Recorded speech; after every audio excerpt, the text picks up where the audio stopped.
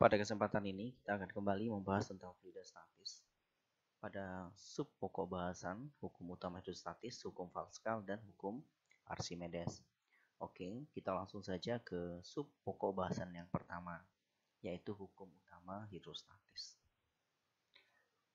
Bunyi hukum utama hidrostatis. Hukum utama hidrostatis menyatakan semua titik yang terletak pada satu bidang datar akan memiliki tekanan hidrostatis yang sama. Sekarang kita perhatikan dulu gambar ini ya. Ada 3 buah tabung, tabung 1, tabung 2, dan tabung 3. Masing-masing tabung ini memiliki volume yang berbeda. Nah, di tabung 1 ada titik A di kedalaman 0,2 meter, di tabung 2 ada titik B di kedalaman 0,2 meter, dan di tabung 3 ada titik C yaitu dengan kedalaman 0,2 meter. Artinya titik A, B, dan C memiliki kedalaman yang sama yaitu 0,2 meter. Namun wadah dari titik-titik tersebut memiliki volume yang berbeda. Nah, sekarang kita lihat tekanan hidrostatis di masing-masing titik. Yang pertama kita lihat tekanan hidrostatis di titik A. Melalui perhitungan didapatkan bahwa tekanan hidrostatis di titik A itu sebesar 2000 Pascal. Nah, sekarang kita lihat untuk di titik B, melalui perhitungan juga didapatkan bahwa tekanan hidrostatis di titik B sebesar 2000 Pascal. Nah, untuk tekanan hidrostatis di titik C melalui perhitungan juga didapatkan hasilnya 2000 Pascal. Ternyata pada titik A, titik B, dan titik C memiliki tekanan hidrostatis yang sama walaupun volume wadah dari titik-titik tersebut berada berbeda. Maka dapat disimpulkan bahwa tekanan hidrostatis tidak dipengaruhi oleh volume wadah, tetapi dipengaruhi oleh kedalaman. Kita ke penerapan hukum utama hidrostatis pada pipa U ya. Tapi sebelumnya kita lihat dulu animasi berikut ini. Pada gambar ini ya, ada air dan minyak diletak dalam satu wadah.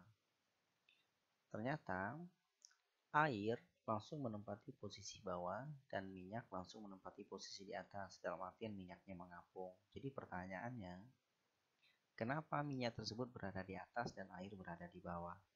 Ini ada hubungannya dengan massa jenis.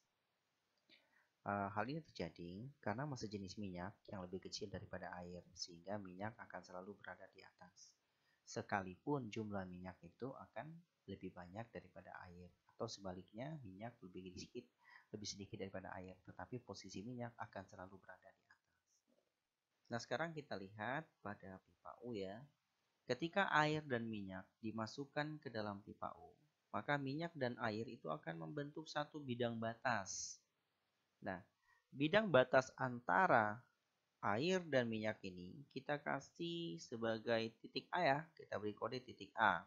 Kemudian kita tarik garis ke kanan dan di pipa bagian kanan ini kita kasih kode titik B. Berdasarkan hukum utama hidrostatis, tekanan hidrostatis di titik A dan titik B itu sama besar. Tekanan hidrostatis di titik A itu disebabkan oleh minyak. Nah, tekanan hidrostatis di titik B disebabkan oleh air. Maka secara matematis dapat ditulis sebagai berikut. pHA sama dengan pHB. Rho minyak dikali percepatan gravitasi dikali tinggi kolom minyak. Sama dengan massa jenis air dikali percepatan gravitasi dikali ketinggian kolom air. Karena nilai percepatan gravitasinya sama, maka bisa dihilangkan. Persamaannya menjadi rho minyak dikali H minyak sama dengan rho air dikali H air. Di mana rho minyak itu merupakan massa jenis minyak dengan satuan kilogram per meter kubik. G yaitu percepatan gravitasi dengan satuan meter per sekon kuadrat. H minyak itu merupakan ketinggian kolom minyak dengan satuan meter. Rho air itu adalah massa jenis air dengan satuan kilogram per meter kubik. Dan H air adalah ketinggian kolom air dengan satuan meter. Nah, selanjutnya kita ke contoh soal ya. Jadi soalnya begini, perhatikan gambar di bawah ini.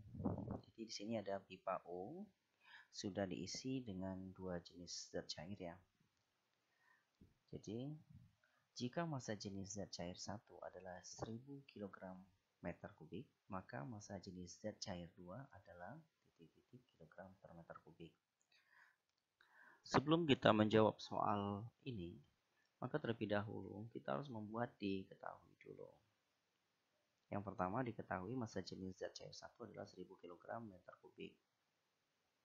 Kemudian tinggi kolom zat cair 1 ini dia adalah 6 cm dan ketinggian kolom zat cair 2 itu adalah 12 cm. Yang ditanyakan itu adalah massa jenis zat cair 2.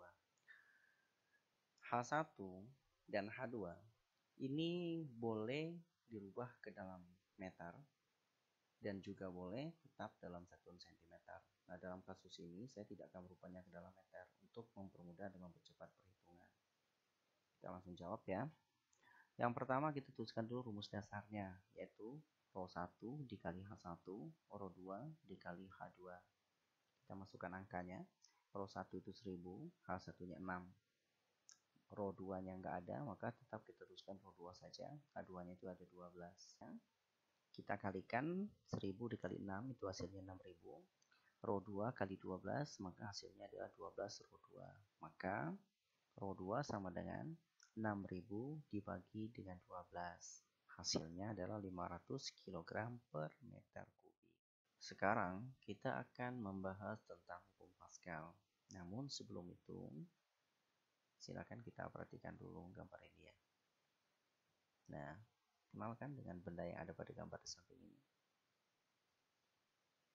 Ya, benar sekali. Itu adalah gambar dongkrak hidrolik. Nah, kira-kira ada yang tahu nggak kenapa hidrolik tersebut bisa mengangkat beban sampai beribu kilogram, padahal mengoperasikannya hanya membutuhkan gaya yang kecil. Nah, kalau tidak ada yang tahu, maka ayo kita pelajari terlebih dahulu tentang hukum Pascal. Nah, sekarang kita pelajari tentang hukum Pascal. Hukum Pascal menyatakan bahwa tekanan yang diberikan fluida di ruang tertutup diteruskan sama besar ke segala arah.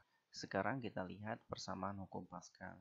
Nah, di gambar ini ada bejana berhubungan, di mana di satu sisi dia diberikan luas penampang 1 dan sisi kanan diberikan luas penampang 2. Dan di dalam bejana ini adalah minyak ya. Jadi, ketika penampang 1 ditekan dengan gaya F1, maka terjadi perubahan tekanan di dalam fluida sebesar P. Tekanan P tersebut akan diteruskan ke segala arah, termasuk ke penampang 1 dan penampang 2. Ini dia. Ketika penampang 1 ditekan dengan gaya F1, maka terjadi perubahan tekanan sebesar P di dalam fluida ini. Dan tekanan ini akan diteruskan ke segala arah, termasuk ke penampang 1 dan penampang 2. Sehingga penampang 1 ini akan terdorong ke atas dengan gaya sebesar P dikali A1. Dan penampang 2 akan terdorong ke atas juga dengan gaya sebesar P dikali A2. Karena besar tekanan di penampang A1 dan penampang A2 itu sama, maka persamaan hukum Pascal dapat dituliskan sebagai berikut. Jadi P1 sama dengan P2. Dan harus ingat bahwa P itu sama dengan F per A. Maka P1 menjadi F1 per A1 sama dengan P2 menjadi F2 per A2. Ini jika diketahui luas penampangnya. Namun, jika diketahui diameter penampang, maka persamaan di atas berubah menjadi F1 per D1 kuadrat sama dengan F2 per D2 kuadrat. Nah, F1 itu adalah gaya pada penampang A1, satuannya Newton ya. F2 itu adalah gaya pada penampang A2 dengan satuan Newton. A2 adalah luas penampang 2 dengan satuan meter D1 adalah diameter penampang 1 dengan satuan meter, dan D2 adalah diameter penampang 2 dengan satuan. Oke, selanjutnya kita ke contoh soal ya. Soalnya seperti ini. Dari gambar samping, jika penampang 2 memiliki luas penampang 20 kali lebih besar dari penampang 1, dan penampang 2 diletakkan beban dengan berat 20.000 Newton, maka berapakah gaya yang diperlukan agar beban tersebut dapat terangkat? Yang pertama kita lakukan adalah membuat diketahui terlebih dahulu. Nah, ini ya, diketahui A2 sama dengan 20A1, F2 sama dengan 20.000 Newton, dan yang ditanyakan adalah F1. Jadi kita langsung saja menjawabnya ya. Ini dia rumus dasarnya, F1 per A1, F2 per A2. Langkah berikutnya, kita masukkan nilai dari variabel-variabel di atas. F1 kan tidak ada diketahui, maka tuliskan F1 saja. A1 tidak juga diketahui, maka tuliskan saja A1. F2 itu 20.000, maka kita tuliskan 20.000. A2-nya 20 A1, maka kita tuliskan 20A. Selanjutnya, ini dikali silang. F1 kita kali silang dengan 20A1, dan 20.000 kita silang dengan A1 ya. Dan di sebelah kiri ini kita lihat ada A1, sebelah kanan ada A1. Jadi A1-nya bisa kita hilangkan sehingga persamaannya menjadi 20F1 sama dengan 20.000. F1-nya sama dengan 20.000 dibagi dengan 20.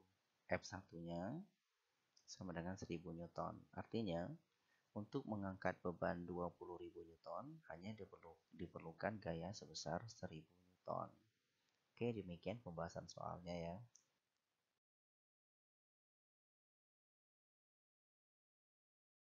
Nah, sekarang kita masuk ke contoh soal yang kedua tentang hukum Pascal, di mana di soal ini diketahui adalah diameternya. Jadi, dari gambar di samping, jika diameter penampang 1 adalah 10 cm dan diameter penampang 2 adalah 100 cm dan penampang 1 diberikan gaya 200 Newton, maka gaya yang akan dihasilkan pada penampang 2 adalah titik-titik ya. Oke. Seperti biasa ya, sebelum kita mengerjakan soal fisika, kita membuat diketahui terlebih dahulu. Ini diketahui D1-nya adalah 10 cm, D2-nya adalah 100 cm, dan F1-nya 200 Newton. Yang ditanyakan adalah F2. Langsung kita jawab ya. Langkah pertama itu adalah menuliskan rumus dasar. Jadi F1 per D1 kuadrat sama dengan F2 per D2 kuadrat.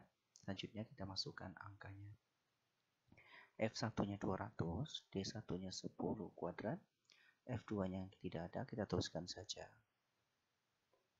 Dan D2-nya adalah 100 kuadrat. Selanjutnya, ini kita kali silang ya. 200 ini kita kalikan dengan 100 kuadrat, jadinya 10.000 ya. 100 kuadrat itu ada 10.000. F2 kita kalikan dengan 10 kuadrat, jadi 100 dikali F2. Hasilnya ini 200 kali 10.000 itu adalah 2 juta ya.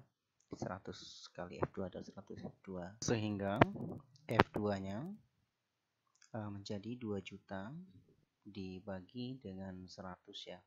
Dari hasil pembagian ini, F2-nya didapatkan 20.000 Newton. Nah, bilangan ini masih bisa kita sederhanakan lagi menjadi bilangan ilmiah, sehingga menjadi F2 sama dengan 2 dikali 10 pangkat 4. Selanjutnya kita masuk ke pokok bahasan yang terakhir ya, yaitu di hukum Archimedes. Adapun bunyi hukum Archimedes tersebut adalah apabila sebuah benda sebagian atau seluruhnya terbenam ke dalam zat cair, maka benda tersebut akan mendapat gaya tekan yang mengarah ke atas yang besarnya sama dengan berat zat cair yang dipindahkan oleh bagian benda yang terbenam tersebut. Ini dia konsepnya seperti ini ya. Jika seandainya ada sebuah balok ditimbang di udara, ini beratnya 9 Newton, Maka ketika ditimbang di dalam air atau di dalam fluida, maka berat balok tersebut akan berkurang menjadi 6 Newton. Nah, kenapa bisa berkurang? Karena hal ini disebabkan oleh gaya ke atas yang diberikan fluida pada benda tersebut yang mengarah ke atas, sehingga beratnya menjadi berkurang ya. Jadi, benda yang ditimbang di udara akan memiliki berat yang lebih besar daripada benda yang ditimbang di dalam fluida. Hal ini disebabkan adanya gaya ke atas oleh fluida. Nah, untuk persamaan gaya ke atasnya adalah Fa sama dengan berat di udara dikurang berat di fluida. Fa sama dengan Wo dikurang Wf ya. Atau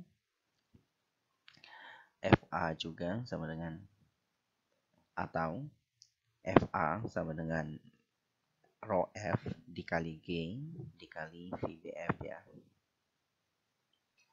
Fa itu adalah gaya ke atas, satuannya Newton. Wo adalah berat benda di udara dengan satuan Newton. Wf adalah berat benda di fluida dengan satuan Newton. Rho F adalah massa jenis fluida dengan satuan kilogram per meter kubik. G itu adalah percepatan gravitasi bumi dengan satuan meter per sekon kuadrat. VBF adalah volume benda yang tercelup. Selanjutnya kita lihat contoh soalnya ya. Suatu benda dengan berat 50 Newton dimasukkan ke dalam air. Massa jenis airnya 1000 kg per meter kubik. Apabila berat benda di dalam air menjadi 45 Newton dan percepatan gravitasi bumi 10 meter per sekon kuadrat, maka hitunglah A gaya ke atas, B volume benda. Ini gambarnya ya. Berat ketika dia ditimbang di udara itu 50 Newton, namun ketika dia ditimbang di dalam fluida beratnya menjadi 45 Newton. Selanjutnya kita lihat bagaimana cara menjawab untuk soal di atas. Langkah pertama, kita membuat diketahui terlebih dahulu. Ini ada berat benda di udara, Wo sebesar 50 Newton. Berat benda di dalam fluida sebesar 45 Newton. Percepatan gravitasi bumi 10 meter per sekon kuadrat. Massa jenis air 1000 kg per meter kubik. Yang ditanyakan A. Gaya ke atas atau Fa. B. Volume benda atau VBF ya. Langsung kita jawab untuk nomor A. Gaya ke atas fluida ya. Langkah pertama kita tuliskan dulu rumus dasarnya. Fa sama dengan Wo dikurang Wf.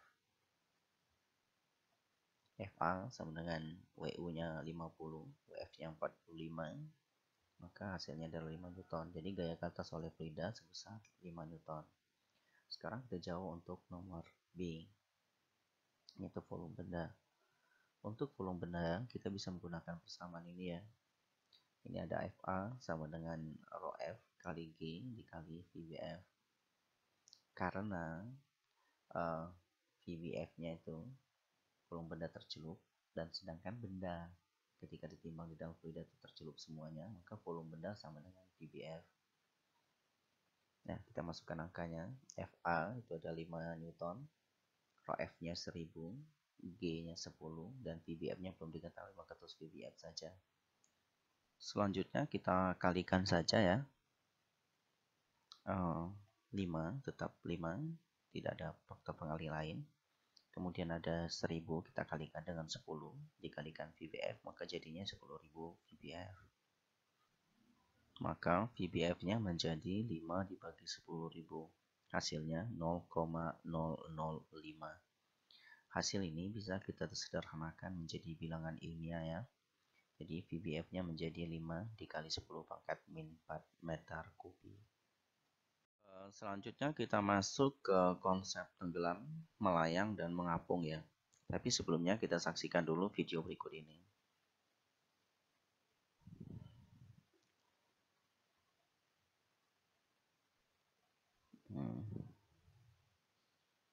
Ini ada kapal selam. Coba lihat di slide sebelah kanannya ini. Ini merupakan tangki pemberat ya. Ya, ini tangki pemberat.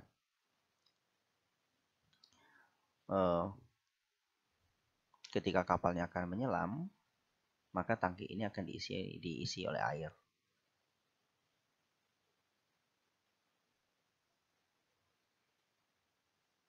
Dan ketika dia akan mengapung atau muncul ke permukaan, maka tangki ini akan dikosongkan. Jadi pertanyaannya, dari video di samping ini terlihat bahwa ketika kapal selam tersebut akan mengapung, maka tangki pemberat akan dikosongkan. Ketika akan menyelam, maka akan mengisi tangki pemberat dengan air. Apa tujuan pengisian dan pengosongan tangki pemberat tersebut? Untuk menjawab pertanyaan tersebut, maka kita harus terlebih dahulu memahami konsep dari tenggelam, melayang, dan mengapung. Kita langsung ke konsep yang pertama, yaitu tenggelam ya. Benda dikatakan tenggelam jika berada di posisi ini ya. Artinya benda berada di dasar wadah. Hal ini disebabkan oleh gaya berat benda itu lebih besar daripada gaya ke atas. Massa jenis benda lebih besar dari massa jenis fluida, sehingga bendanya tenggelam. Lanjut kita ke konsep yang kedua, yaitu melayang ya. Benda dikatakan melayang jika berada di posisi ini, berada di antara dasar wadah dan permukaan. Hal ini disebabkan oleh gaya berat benda itu sama dengan gaya ke atas, dan massa jenis benda sama dengan massa jenis fluida. Nah, terakhir yaitu konsep mengapung. Benda dikatakan mengapung jika berada di posisi ini. Ada sebagian benda yang muncul ke permukaan dan ada sebagian benda yang tenggelam. Hal ini disebabkan oleh gaya ke atas itu lebih besar dari berat benda. Dan di konsep mengapung berlaku persamaan massa jenis benda dikali volume benda sama dengan massa jenis fluida dikali volume benda yang tercelup. Selanjutnya kita ke contoh soal.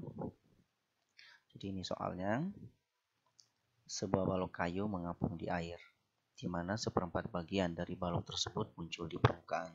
Jika percepatan gravitasi bumi 10 meter per sekon kuadrat, maka hitunglah massa jenis balok kayu tersebut. Sebelum menjawab soal di atas, kita harus memahami konsep ini terlebih dahulu. Ingat bahwa bagian yang muncul ke permukaan itu adalah seperempat dari volume benda total. Maka volume benda tercelup adalah volume benda tercelup sama dengan volume benda total dikurangi volume benda muncul ke permukaan. Volume benda yang tercelup itu adalah VBF, volume benda total adalah VB, dan yang muncul ke permukaan adalah seperempat VB.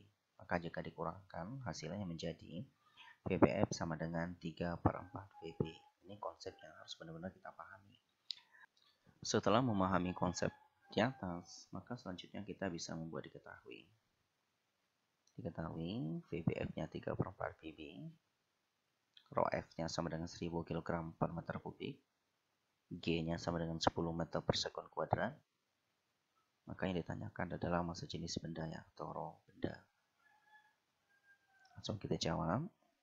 Langkah pertama adalah menuliskan rumus dasar ya.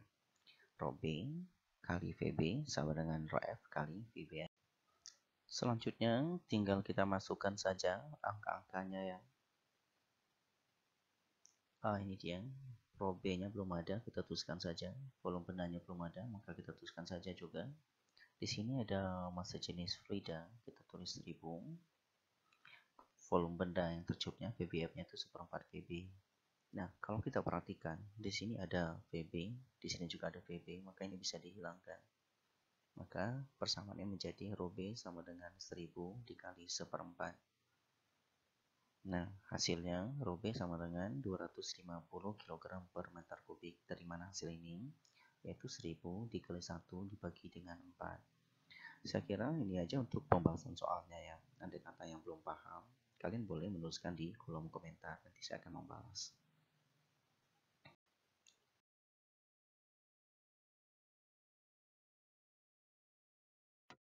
Sekarang kita lihat penerapan hukum Pascal dan hukum Archimedes di dalam kehidupan sehari-hari ya.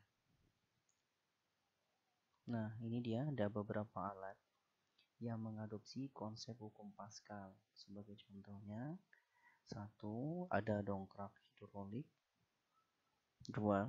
Ada cucian mobil hidrolik. 3. Ada lengan eskavator. 4. Ada rem cakram mobil. 5. Ada rem cakram motor. Dan 6. Ada mesin pres ya. Kemudian ada beberapa alat yang mengadopsi konsep hukum Archimedes. Contohnya adalah 1. Kapal selam. 2. Kapal laut. 3. Balon udara. 4. Hidrometer. 5. Jembatan foton. Dan 6. Galangan kapal. Sebenarnya masih banyak lagi contoh-contoh alat-alat yang menerapkan konsep hukum Pascal dan hukum Archimedes ya. Tetapi untuk di sini saya cukupkan batas 12 macam alat ini saja. Sisanya silakan kalian cari sendiri di berbagai sumber. Nah, sekarang kita lihat salah satu konsep kerja rem cakram motor yang menggunakan konsep hukum Pascal ya. Ini adalah rem cakram motor ya. Ini yang saya tunjuk pakai kursor adalah tuas rem cakramnya. Kemudian ini ada master remnya ya, yang berukuran kecil atau penampang yang berukuran kecilnya. Kemudian ini ada selang rem cakramnya yang berisi minyak ya. Kemudian ini ada pegas yang berfungsi untuk mendorong tuas rem ini ketika dilepaskan. Kemudian di ujung sini ada piston berukuran besar, penampang berukuran besar yang nanti fungsinya mendorong penjepit cakram ini ya. Ini penjepit cakramnya atau lebih dikenal sebagai kampas rem cakram. Nah, sekarang kita lihat bagaimana bentuk sistem kerjanya. Ini dia ya. Oke. Ketika tuas rem ini ditekan, maka di dalam selang ini akan terjadi perubahan tekanan ya. Akan terjadi perubahan tekanan di mana tekanan itu akan diteruskan ke penampang 2 sehingga penampang 2 terdorong menyebabkan kampas rem ini menjepit piringan cakram ya, maka terjadilah proses pengereman.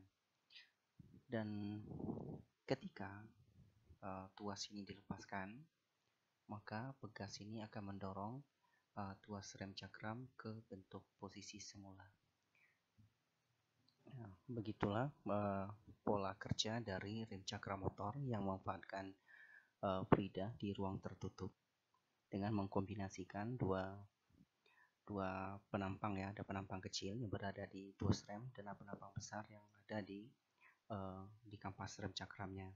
Nah, jadi pertanyaan mungkin kenapa tuas rem ini begitu mudah untuk ditekan? Ini disebabkan karena di sini terdapat penampang yang kecil sehingga tidak membutuhkan daya besar untuk mengoperasikannya. Sekarang kita lihat tujuan pengisian dan pengosongan tangki berat pada kapal selam. Tujuan utama dari kapal selam mengisi dan mengosongkan tangki berat itu untuk memanipulasi massa jenis kapal secara keseluruhan. Untuk lebih detailnya bisa dilihat pada gambar samping ya. Ini dia. Kondisi kapal selam terapung. Ini udara terkompresi dihembuskan ke tangki pemberat sehingga air laut di dalam tangki pemberat keluar dan mengakibatkan massa jenis keseluruhan kapal selam lebih kecil dari massa jenis air laut sekitar, sehingga kapal selam memperoleh daya apung yang positif. Jadi dengan kosongnya tangki pemberat ini, maka massa jenis kapal akan lebih kecil daripada massa jenis air laut.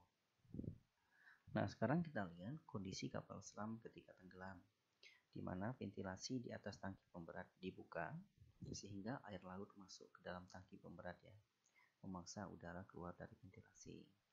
Nah, Akibatnya, massa jenis keseluruhan kapal selam akan lebih berat dari massa jenis air laut sekitar, sehingga kapal selam memperoleh daya apung yang negatif, sehingga kapal selamnya dapat menyelam ya. Demikian penyampaian saya tentang materi hukum utama hidrostatis, hukum Pascal, dan hukum Archimedes. Saya akhiri. Sekian dan wassalamualaikum warahmatullahi wabarakatuh.